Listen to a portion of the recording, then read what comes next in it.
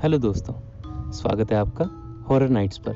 दोस्तों, आज की यह घटना शुरू करने से पहले मैं आपसे एक छोटा सा निवेदन करना चाहता हूं। दोस्तों, यदि आपको हमारी कहानियां पसंद आती हैं तो कृपया वीडियो को लाइक और चैनल को सब्सक्राइब ज़रूर करें और बेल आइकन को भी ज़रूर दबाएं। तो चलिए दोस्तों, आपका ज़्यादा समय व्यर्थ ना करते हुए आगे बढ़ते हैं कहानी की ओर। दोस्तों, यह एक सत्य और आंखों देखी घटना है। हमारा गांव गोंडा जिले में पड़ता है। यह उस समय की बात है जब गांव में 18-19 साल की उम्र में सब लड़कों की शादी हो जाती थी। उनमें से एक मेरा मित्र रमाकांत भी था। उसकी शादी 3 साल पहले हो चुकी थी और अब उसका गोना भी आ गया था। उसकी बीवी बहुत निडर थी। इसको मैं निडर इसलिए बता रहा हूँ कि उसकी निडरता एक दिन बहुत भारी पड़ गई थी।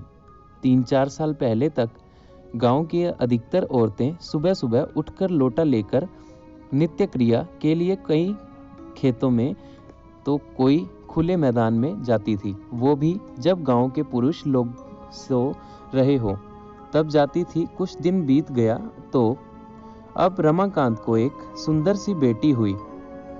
बेटी अभी 8 महीने की थी।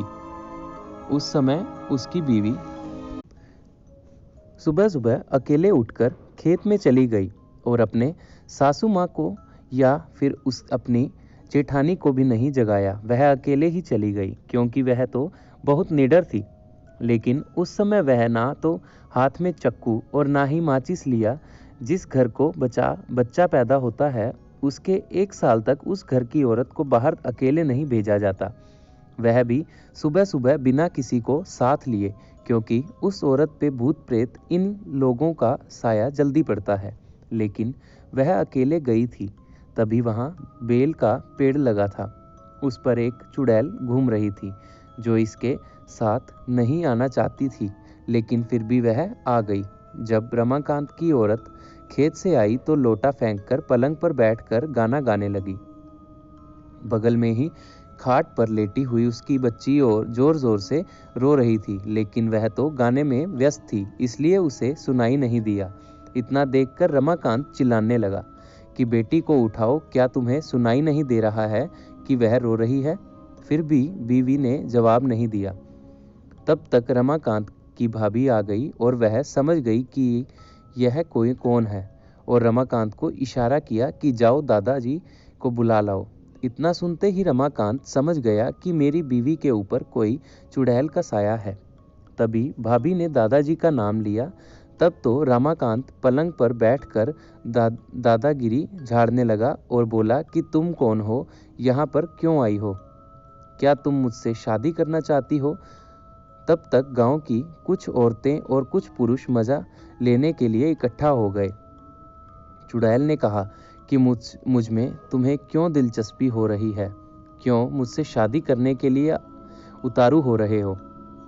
तो रमाकांत झट से बोला कि मैं कुछ काम धंधा तो करता नहीं, लेकिन अगर तुम साथ रहोगी तो धन दौलत लाती रहोगी। चुड़ैल ने हंसकर बोला, ऐसा कुछ नहीं होता, हमारे में भी कोई ना कोई मुखिया जरूर हो रहता है जो धन दौलत की रखवाली करता है।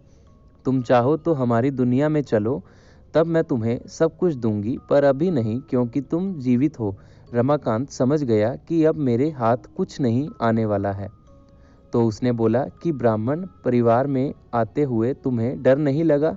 और नीचे बैठे हुए सब लोग मजे लेते हंस रहे थे।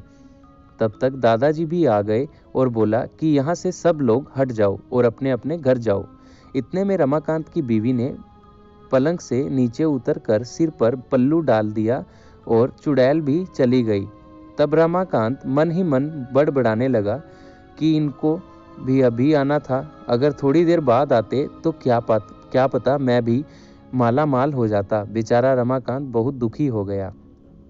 दोस्तों, कभी भी इंसान को ज़्यादा लालच नहीं करना चाहिए। क्या पता कोई हादसा फिर से उसके दरवाजे को खटखटाए।